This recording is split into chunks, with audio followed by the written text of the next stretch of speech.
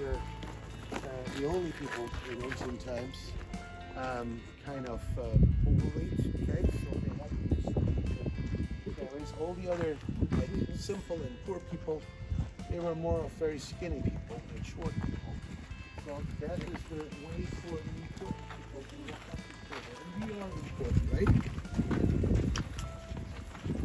So let's do this day. I'll tell you about this. We're gonna walk around on the morning side.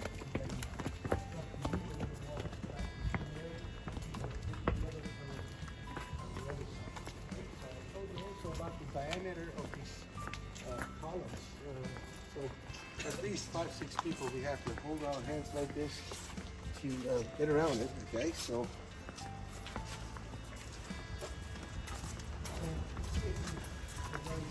So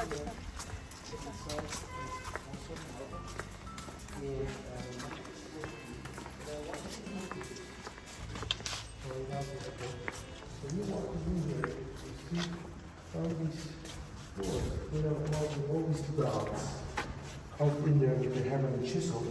That was necessary back in ancient times to give the floor kind of a grip, okay?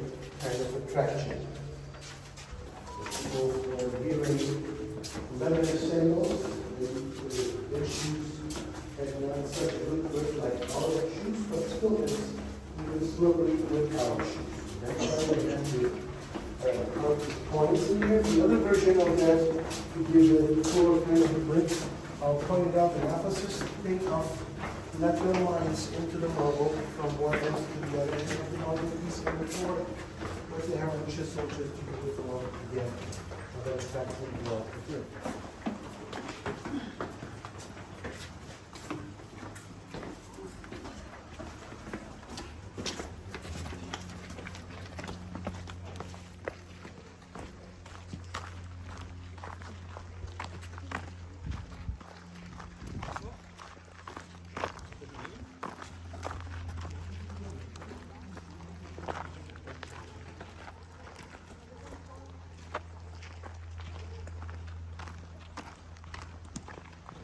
So when we talk about Artemis, she was the goddess of fertility, right? That was her main title.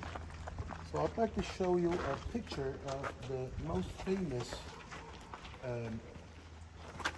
statue of Artemis, about this tall, okay, so not too tall. And it was discovered inside the ancient parliament building in Ephesus. We're gonna see that structure earlier.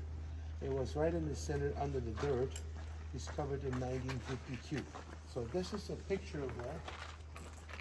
Okay, so let me just get some more light in that, or just a match of the best picture. But you see, since she is the goddess of fertility, you see up here multiple rows of, kind of ostrich eggs representing her breasts, which is an organ of fertility, right?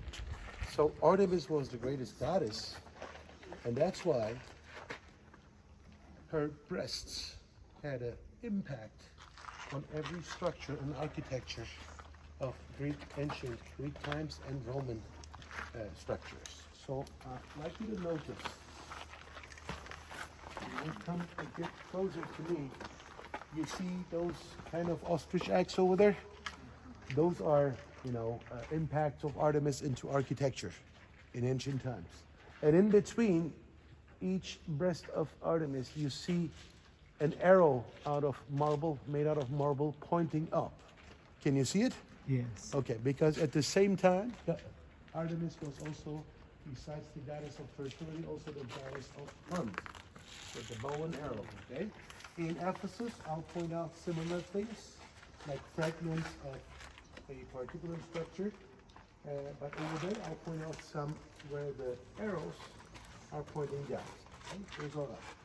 So those are the places where, I mentioned on the coach already, people were sitting there and waiting for their turn to get into the prophecy room and see the oracle. And that's what's left. I said on the coach, it's gonna be like a hole in the ground because the roofing is gone. That was the prophecy room, okay? And then the oracle was looking into the water, not into the And the person's coffee cup, like they do nowadays, with coffee telling, coffee fortune telling. And people were donating money and sacrificing animals to the gods and paying, a dollar, a quarter, a dime, whatever, to the oracle.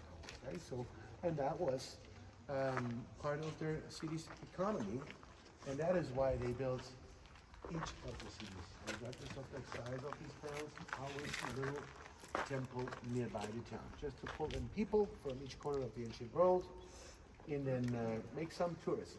Okay? All right, let me check the time, ladies and gentlemen. I'm going to again talk in minutes.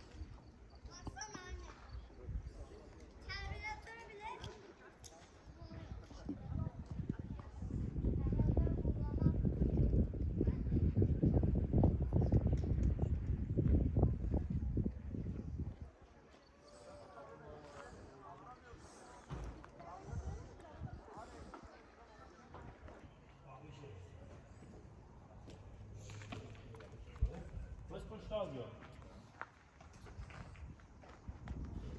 Okay, stay there. All right. You want your picture? Yeah.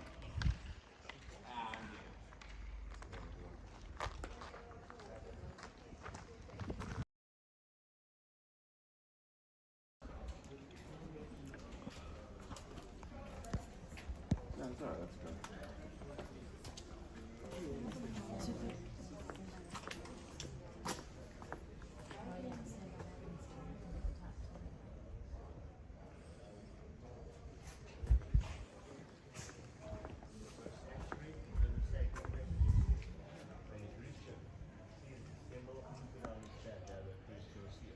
That it became a tradition. The father of the year, we also